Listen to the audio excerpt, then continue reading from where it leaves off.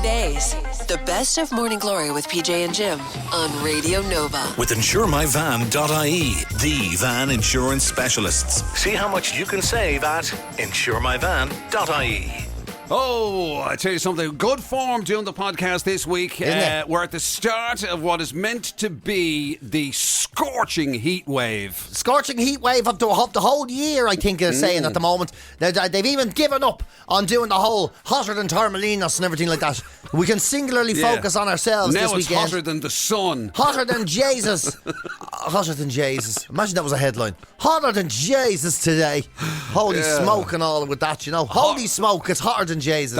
That would be good. The Holy good headline. smoke would be a good headline. But it's the hotter weekend. Hotter than hell. It really is the way. We're at the beginning now of the weekend. That is to jump right into all the madness and the sunniness and everything that goes with it. All the Irish contradictions of a good time. Standing in a pub, looking out the window going, look at that. Absolutely beautiful. You'd be mad not to be out in it. Absolutely mad not to be out there now. Yeah. Another point there, Jerry, when you're ready.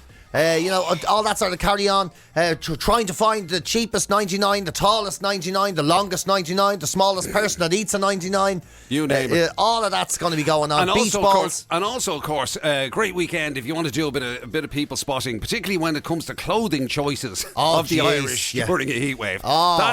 There's a uniqueness to that. There really is, yeah. From old fellas with their suit pants rolled up and wearing a full suit, walking around the beach, to the fella I used to see. Remember I used to tell you years ago, I always knew it was the beginning of summer when a man used to walk past my house with a pit bull and a bag of cans and no top on. Brilliant. Every year without fail. It was like, that's it. Summer is here, you know. The topless male. The city-based topless male. It's a sight to behold. It is. It's a very Irish thing. Maybe it's a very Dublin thing, is it? I think it might be. Yeah. There's a fella walking a dog the other day into the wind with his top open, right? Yeah. Open, like not even a short, an owl lad, like. Yeah. And the short was blowing his short, like wide open, his short was. And he was walking a dog and sweat rolling down his face. And his shirt was so thin, it made no difference to keep that shirt closed. Right. But he decided to go open with it, you know. And then you get them lads, and then you get the lads who... Do you still get builders doing it, or is there safety things about that now? It used to be a regular thing now that they'd be... A builder with his top off. Builders, no, you can't. And this was at a time when builders were, you know what I mean, they weren't kind of... chiseled. They were more darts players than rugby players. Just I think they still might be, man. It's just they don't see the tops off as much. Maybe that's the secret. Yeah, maybe. Just I mean. Yeah. But but you don't see that anymore. No, Jesus, no. Imagine that. Imagine calling the plumber and two lads arrive up with their no tops on. All right, roasting, isn't it?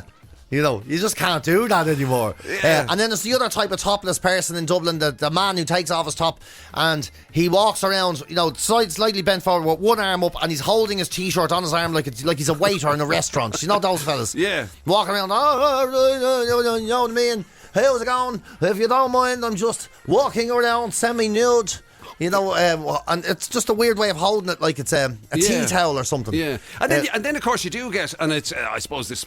Look, mainly ladies. I do have to say, mainly the ladies, right, who do rock out clothes that was probably reserved for a holiday, or had been. It's either in existence from a previous holiday where they've been to, you know, the Costa someplace or other, or whatever, right, or they were hoping, you know, they'd have an opportunity. It would only get cracked out in proper, you know, sun splitting the stones type weather. Yes. And it may or may not be suitable.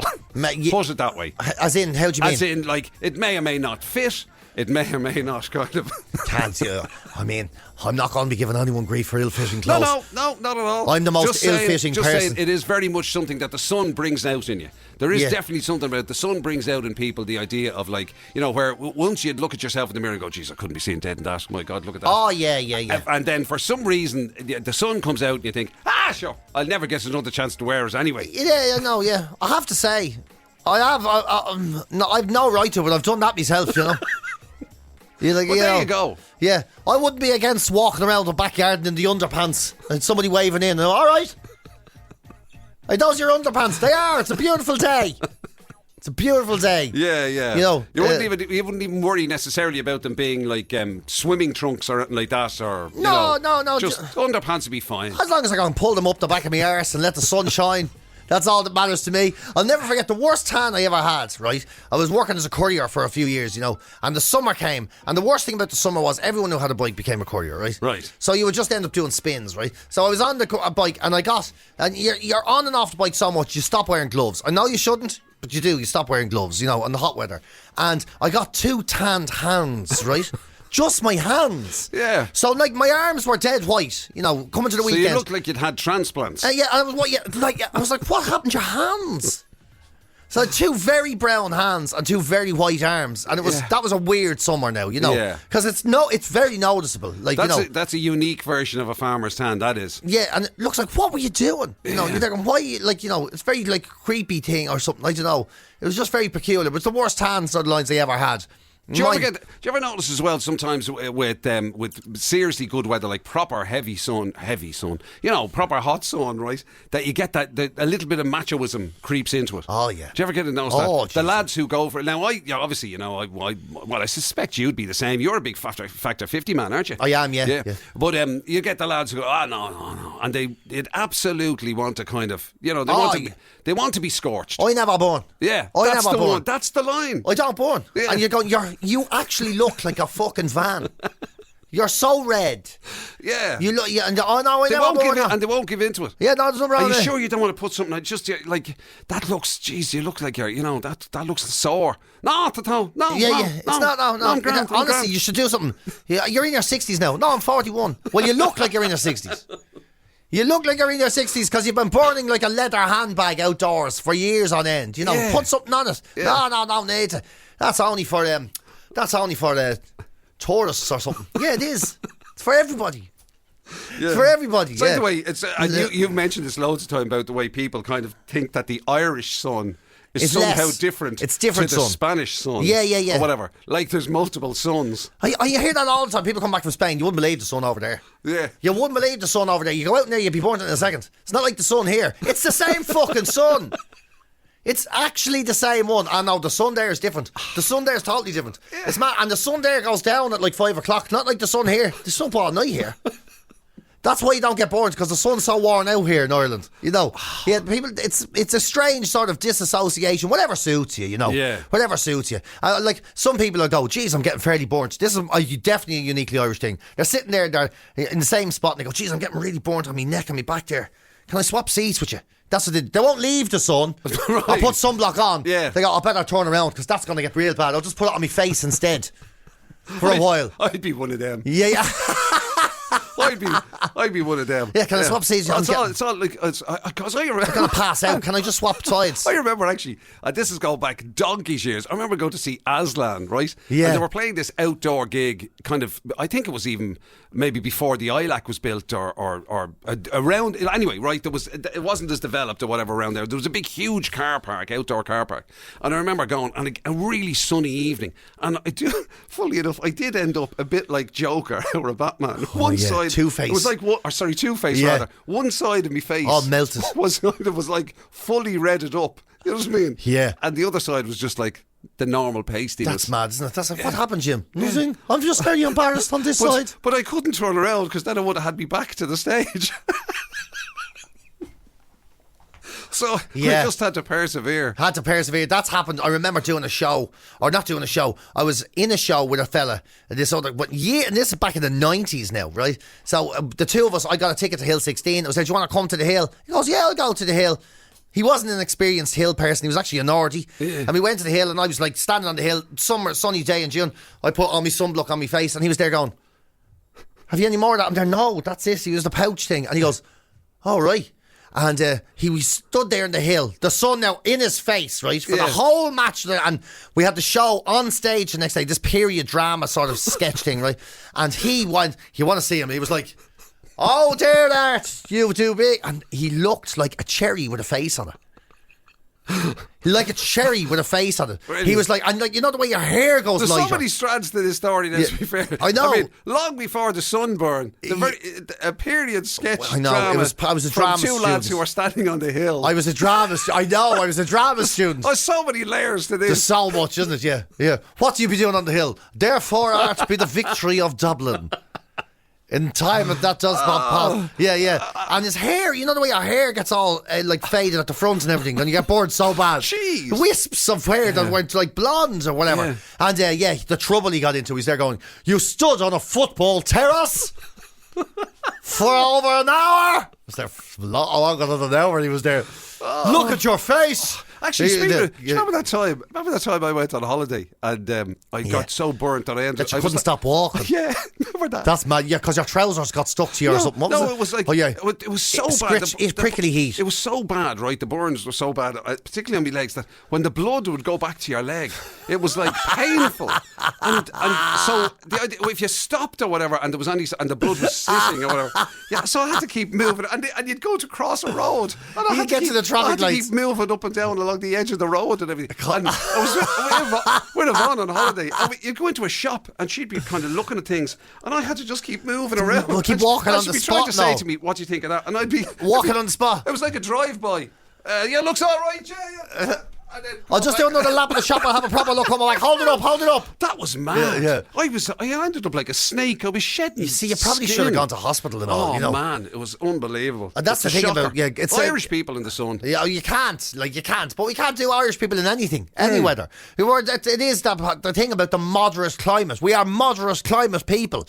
There is no extremes that we are suited to of any kind. You know. Yeah. Well, that's it. Like, not even normal heat in the house. You have two people in the same fucking room, in the same house, right? And one of them goes, "I'm roasting," the other goes, "I'm freezing."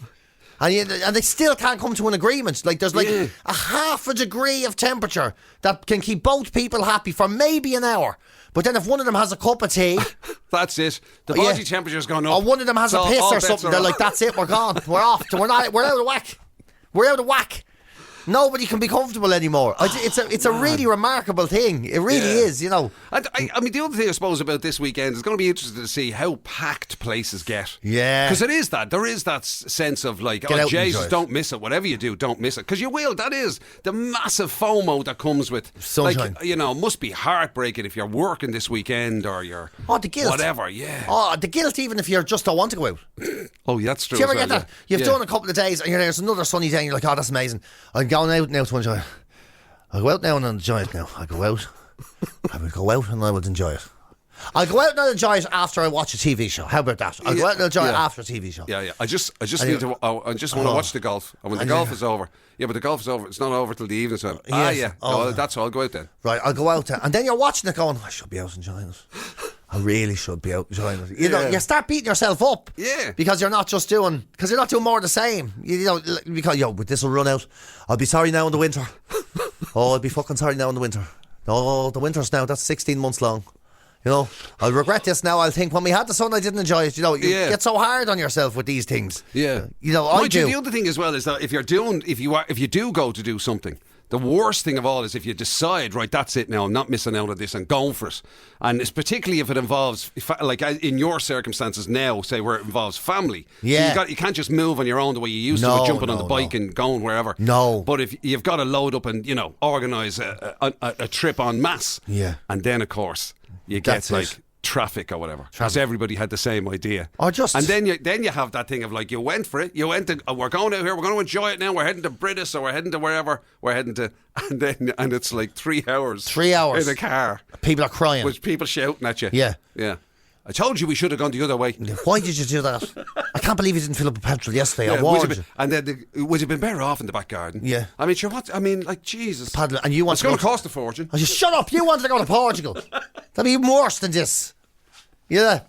You know all that. You're rushing to do things, rushing to enjoy yourself. You know, I know a woman, and as soon as the sun comes, she spends the first day of sun running to Woodies and all. "I need to buy all this furniture for the garden." You know, you don't. Yeah. I do. I have no fucking deck chairs. You don't need a deck chair. You just take you don't. I do. I need a deck chair. What if someone comes over? "Oh my God, we need a new barbecue. Yeah. We didn't clean it. The last one. That's gone. We need a new one. And we have to have a paddling pool. And we need a Wendy house. And we need a shelter. And somebody please build a gazebo. Will somebody please build a gazebo? So the first week or 2 weeks of the sun is gone. It's wasted on this. Yeah. And then you have to buy a separate shed to store all that crap in for the other 48 weeks of the year. And then the sun's gone and it goes to shit. And it's like, I can't believe it. Oh my God, that was so disappointing. Oh, what a terrible summer we had. Summer was great. Yeah. You wasted it, and now all you remember is the bad days when you had the stuff and didn't enjoy it. Yeah, because because like garden furniture now, you can pay thousands and thousands for garden furniture that might have to be taken in. Yeah. You know what I mean? And stored. Oh, you leave it out and it just looks like rat shit after a few weeks. Yeah, because then you've got to start taking the spiders and everything spiders out when and you finally get cobwebs around to it. Yeah, and how old it gets. You look out and there's just like some fella sitting in your garden. Thank you. You know. Jeez, I tell you, it's just dawned to me, because sun's an awful lot of hassle, isn't it? It's an awful lot of hassle. That good weather's an awful lot of hassle. Puts a lot of pressure on you. But that's why I admire the likes of you, Jim. No matter whether it's sunny or it's not, you're doing the same thing. I have to hand it. That's kind of true. You're doing the same thing. You lot, Jim, here going, I love the sun. I love having a pint in the sun. I love it. I love going around the corner and having a pint in the sun, getting some nice food and enjoying it. I love it. And you go, brilliant, yeah. And then the winter, do you know what I love? I love having a pint on a real cold day. Walking down, you're outside, it's really cold, you get that breeze, and you go inside, it's warm, have a pint. I love it. And then what about the autumn and all? Oh, jeez, don't get me started. I love it. Walking down, have a pint. The leaves are falling and all. You walk down to you're sitting down. It's that time of year. There's great stuff on the telly to put. Oh, the matches and all. Oh, I love it. Springtime. Oh, I just love having a pint then. Walking around. Everybody's in such a good mood. Christmas is over. Everyone finally has a few quid again. Oh, Patrick's Day. Oh, absolutely love it. And don't get me started in the summer when it comes back again. You know, so I'm desperately trying to find a reason to disagree with you, but it's absolutely true. I absolutely love it. And then do you like going on holidays sometimes? Don't get me. Whenever I get a chance, I love it. I love just getting up here in Spain. You walk out the door, you find a place to have a pint.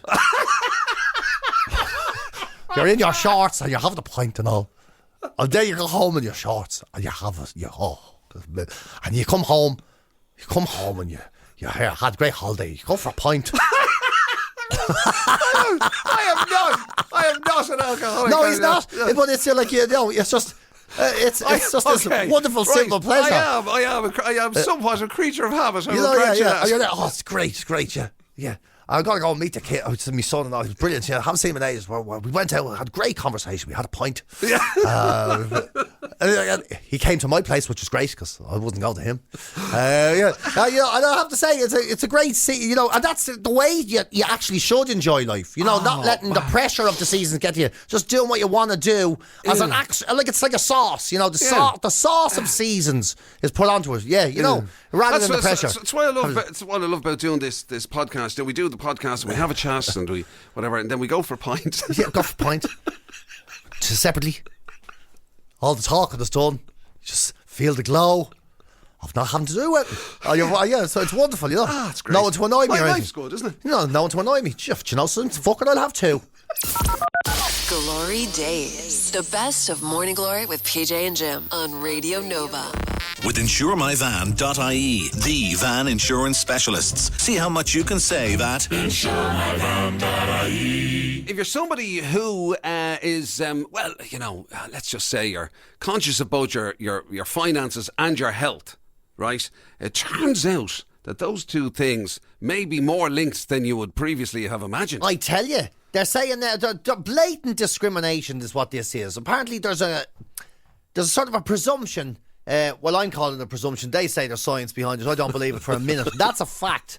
I do not believe. They say apparently people who have fit lifestyles and live fitness lifestyles, go to the gym more often, are also better with their finances than people who don't. Right. Or who aren't. Or who might be are circular in places they're supposed to be square.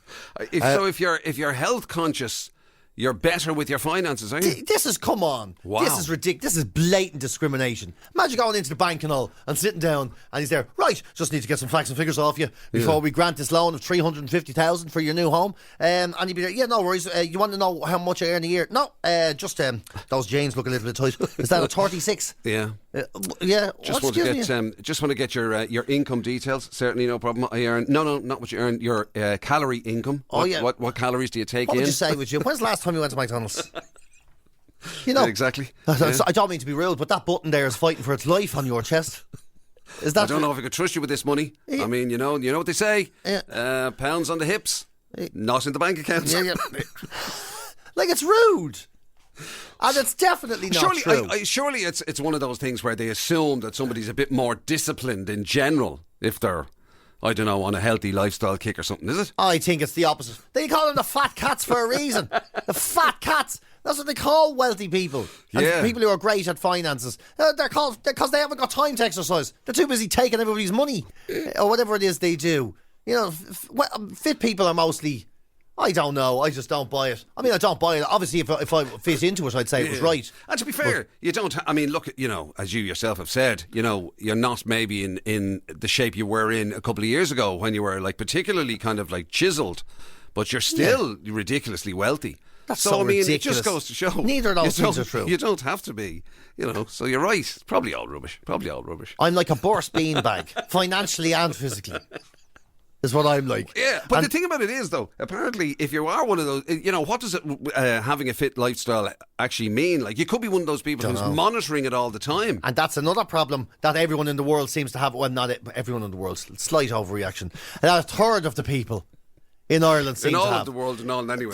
Yeah, that's the actual. It says it there, like Jim says. It says literally, a source says a third of the world and all anyways.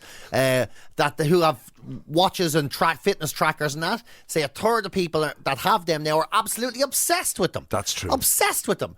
And here's the thing: they're obsessed with them whether they have healthy lifestyles or not. That's also true. So people who are really healthy and really fit, they log their progress, and then there's people who just get them and go, "Look at me, I'm dying." Oh God, I'm only sleeping 4 hours a night. Oh, my heart, my angina's going. My angina clock says I'm going to die.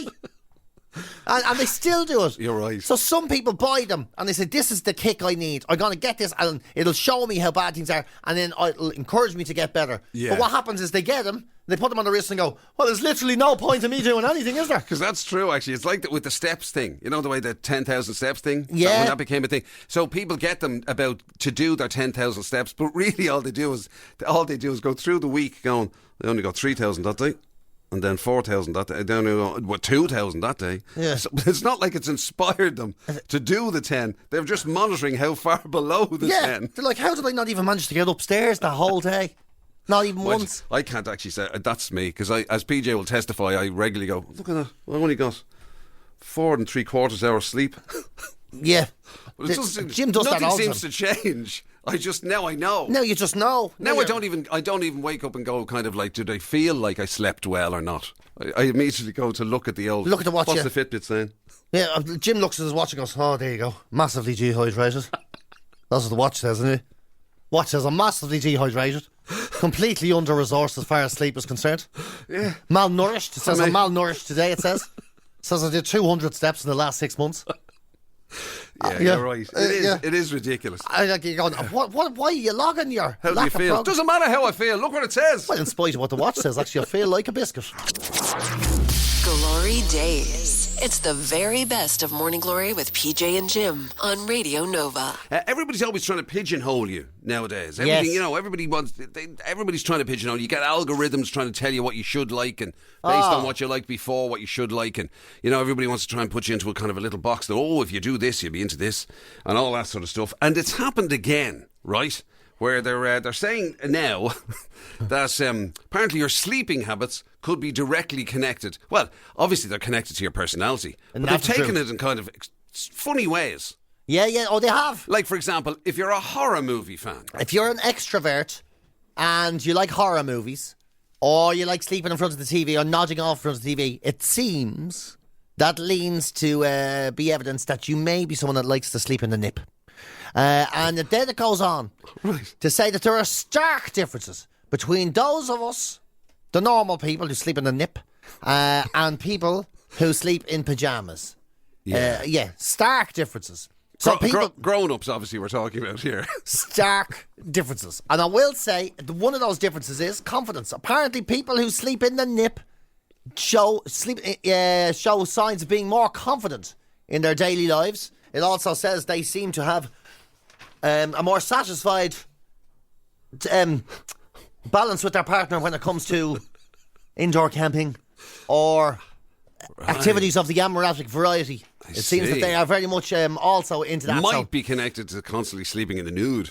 Yes. I mean, that might help in the indoor gymnastics amoratic society world. Also, they say your astrological sign may sort of come into it. What's your astrology sign again? Sagittarius. Sagittarius. Right. You are literally right in the middle of this, which suggests you may wear a pyjamas top and nothing on the bottom. No, I'm the nipper here. You're the one who does t-shirt and socks. No, Onion, no, I never do socks. No, that's you. You put that on. You may be able to be Winnie the Pooh. You are Winnie the Pooh. I only in the winter. Winnie the Pooh didn't wear socks. No, only in the winter. You are Winnie the Pooh because you only wore a t-shirt. Only in the winter. I'm fully in the nude all through the rest of the year. So hang on a second, because where this falls apart is, right, I am somebody, so I do sleep in the nude. And I also have been known to doze off in front of the telly. That was part of it. But I'm not necessarily a horror movie fan. No. Not a huge horror movie fan. Well, I mean, much as... would I be classified as an extrovert? I think not. Definitely not. You fall into two stools. Much as the identity crisis that is Jim McCabe rolls on thunderously to counteract all science. It happens in every story we do. He is neither chicken nor fish. Basically, is what happens a lot of the time. Great. And you once again you've done it again. You've done it again. You're defeating science. Well, it does say that people who are a very small percentage of respondents who sleep in the nude or in pyjamas at all are very satisfied with their sleep quality. People who are neither chicken or fish, people who can't decide whether they what sort of person they are very dissatisfied with their sleep quality and the amount of it that they get. And ladies and gentlemen, I once again present to you Jim McCabe, a man who sleeps once a month standing up. What's the star sign thing got to do with anything? It what just throws a few in. It just throws a few. It's the worst of them. The worst pajama wearers. The most prolific pajama pants people are Capricorns. They are the ones most likely to sleep in pajamas, whereas Cancer is most likely to sleep in the nude. Right. So does it give a reason for that? No. Well, funny enough, there's not really a great science behind the star sign side of this story. I'll be honest with you.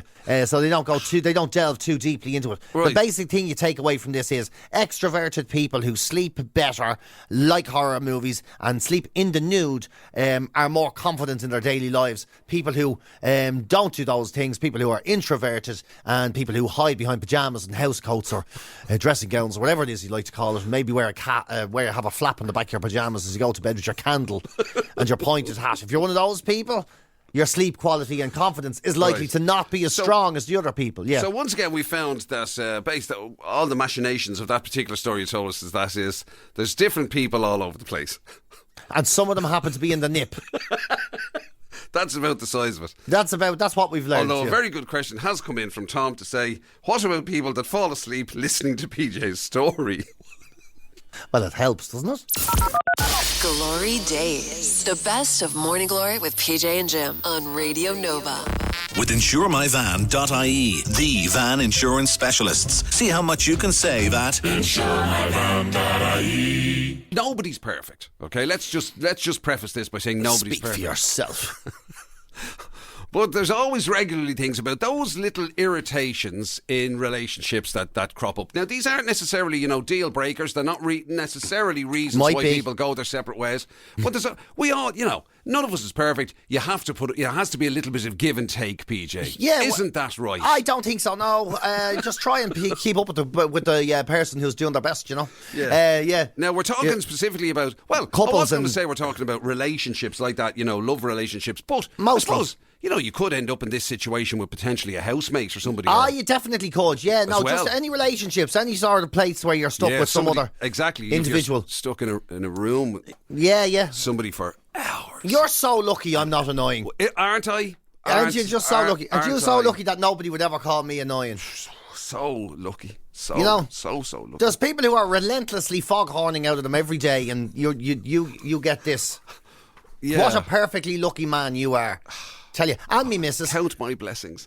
Yeah, tell you. And they've done a new study. What is the most annoying things that people do? It's always the little things. It really is confirmed. It is the little things that get under people's skin. The repetitive what is it you always say? Death by 1,000 cuts. You know, that you always say. It includes snoring and farting and being too loud and being untidy and impolite, and then other grievances. Then they go on to, and you're not listening to me. I'm trying to say something, you're not listening. Oh, yeah, I'm listening. What did I say? You said, You said I wasn't listening. I said, you shut up. Well, you know, not listening, talking over TV shows when one of you is trying to watch a TV show and the other person is just like going, so I tell you won't believe what George did then. He's out to say, well, he listens to me. No. Well, now you see, we're both doing it. Yeah. And then there's being irresponsible with money. That's another one that causes little grievances, you know. It's like, are you after buying a third cake today? Well, what's it to you? You know, whatever it is. I don't know. That's a strange example. Right. But it could be anything at all like that. Doesn't mean you don't love the person. Doesn't mean any of that sort of stuff. It just means that sometimes you walk into the bedroom, there is a pile of clothes again on the floor in the same place. You asked them multiple times to not put a pile of clothes on. Yeah. And the weird thing is, you know, when you're in that situation where you kind of, you'd hear that list. Now, that list you'd have come up with, right? Yeah. And you'd have, you know, in fairness, we'd all have ticked a few of those boxes. Yeah, okay, I'll probably do that a bit. Or I might do that a bit. But then what you always seize on the fact of the ones you don't do. Like, I wouldn't be a clothes strewer. No, I wouldn't. I wouldn't, you know what I mean? No, because I either have the pair of pants I'm wearing or the pair that's in the wash. So it doesn't. It's not one of those problems. So you got, you know, you see the good in yourself. You don't see the ones that maybe you might fall into. Exactly. Snoring, I don't hear myself do it, so I But that's decide exactly- I don't do it. Yeah. You know, being too loud, I don't think I'm too loud. I don't think I'm too loud. If you don't mind me saying. But then, you know, then I read sort of, you know, the farting thing. Okay, there's a problem there, right? But that's a small ailment. And in fairness, you know, the irresponsibility with money, Yes. I mean, you know, I basically just give over all my responsibility. Yeah. I take no responsibility for it. At all. Neither so do I. I can't be irresponsible with How it. much do I owe every month? It's just tell me literally, what I owe. just give me a number. And just how much do I have to give to you for me not to have to worry about all the things that go on around me, like, you know, how much it costs to get the bins collected or whatever. Yeah, exactly. Yeah, I know. Yeah, I don't know. You're right. I don't know. That's have no idea. I just want. Will you just take that amount? And and we're like a lot of people where we're penny smart and pound stupid. That, you know, we're very much like that. What? €4 for a coffee? Are you out of your mind? It's not wonder people can't pay bills. You know. Yeah. And then we're like, you go, and then you see a motorbike and you go, oh, look at that. Yeah, but that one's silver. I don't have a silver one. Yeah. You know. And I've got 2 children. Nobody needs 2 children. Surely I could sell one of them and get that motorbike. Because people love to put clothes on children around their own and buy things. There's charities and all that do that. So is there anything on it that jumped out at you? There is. I had a row last night nearly. Well, not a row, but we had a heated discussion. This is something that drives me demented, right? And do you know something? I have a feeling that Paulie and Finglas has hit the nail on the head. I think so. What did he say? He said, when someone is on their phone watching a show or film... Paulie, high five. Radio high five, Paulie. It drives me demented, right? Yeah. If the telly's on and you're on your phone, who cares? If it's on, if it's just on, you're in the background, you're sitting in the room together, you're eating a sandwich, you're happily ignoring each other or throwing an odd word in Because you it. celebrate use of the phone. I do. You know, I'm all about it. In all sorts of things, while other people are eating. For it. Yeah. I don't care what you're stuffing in your face, but that's the deal. It's your business. But when you say, oh, will we watch this? And someone goes, yes, let's watch that. We are now in a group activity. We have now entered into, this is an activity for us to do together. And then somebody starts texting on the phone. That to me is, well, are we watching it or will we just turn it off? And then again, I only get to be on the phone once a day. Now, I don't want to point this at anyone in particular. No. Right? Nobody would have picked up on that. No, this could be anyone's relationship. Could be anybody I'm not talking about me. It could be anyone, right? Obviously. But someone might theoretically say, I hardly even touched the phone today. What are you talking about? Get out of here. Give me a break. God damn it. And I go, no, you're actually on the phone in the show earlier was on. Yeah. And I go, me? What about you? I was like, I watch only when there's a break on or whatever. Oh, yeah. Wow, you Mr. really... Perfect over here. Hoo-ha! Hoo-ha! What you gonna do? But it drives me mad. It drives me absolutely spare. Wow. All the farting, belching, impoliteness, not listening, all in the world, none of that doesn't add up to that for me. For me. Yeah. So you do all of those other things. Yeah. She just might happen to glance at her phone, but that is a deal breaker. Everything in moderation, Jim.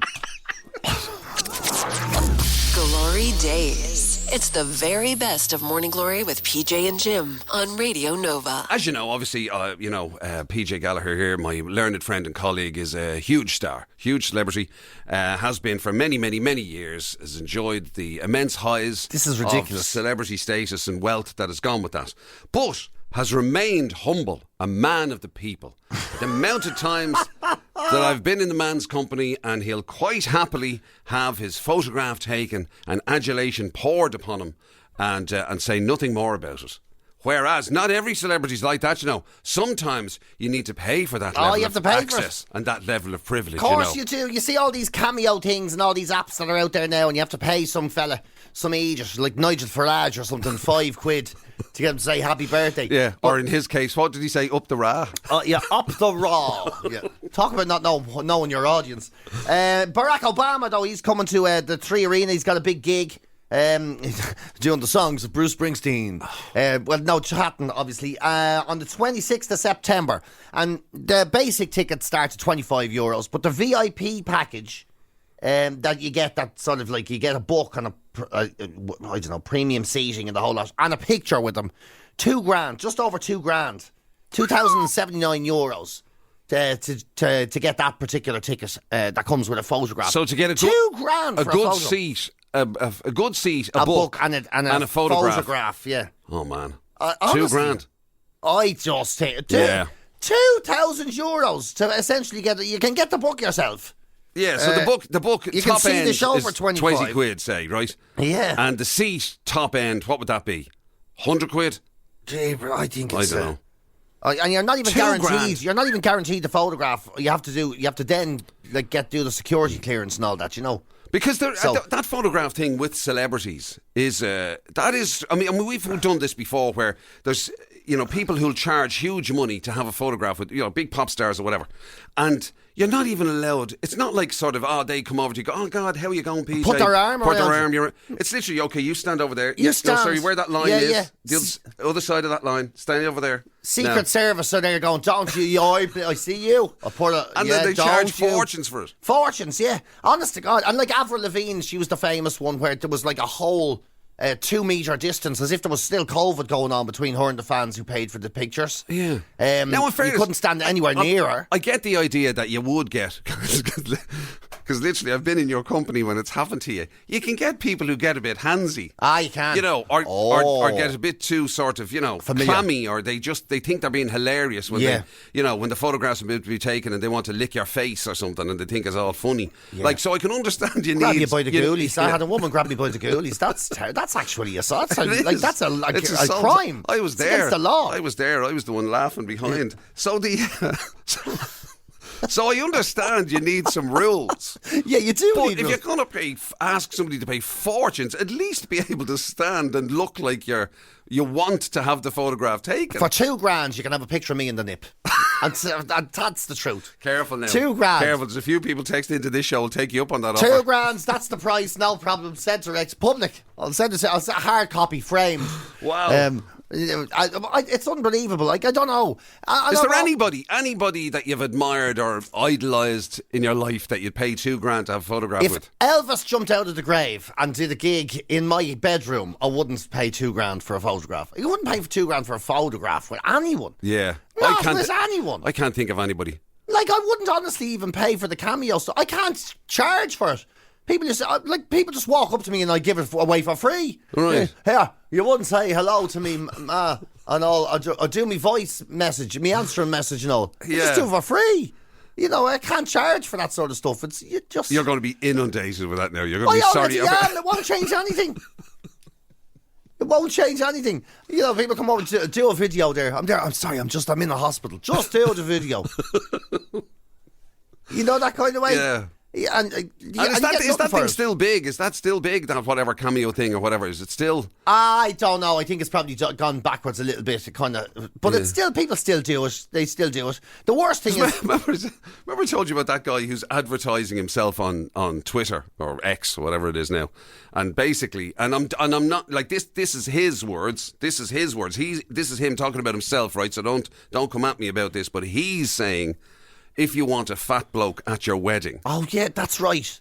And you can contact him. Now, He's not famous or anything. No. He's just a fella, yeah. And that's his thing. And he'll go to your... Why? I don't know. What the demand is, I don't know either. It's like if you want to look skinny or something, I he'll don't know. stand beside you or something. I don't know. This is an actual service. I think that he feels that it sort of adds something to the ambience of a wedding. Yeah. He changes the tone obviously of the room. there's a lot of stuff, a lot of stuff out there you can make money from. So the cameo thing is still going, is it? It's still going, but I don't know. Anyway, I'm not well known enough for that, really. I don't think, I'm still... I don't know, there's some strange ones on it. I know, but remember I went in Cork and the fella went to the pub, look who it is! And the other fella going, I don't know him. He goes, yes you do! He's like, that's your man from the naked camera. And your man's there going, I don't know you, I'm sorry. Remember that thing? I suppose I should. I was like, forget about it. You don't need to know who I am. I am sorry, though. Please, don't say sorry. There's no reason you should know me. He goes, yes, there is. You're off that show. Even your man didn't know the name of the show. You're off that show. Yeah. You've been listening to Glory Days, the best of Radio Nova's Morning Glory with PJ and Jim. Catch the show live weekdays 6 to 10 on FM, online at nova.ie, or on the Nova app.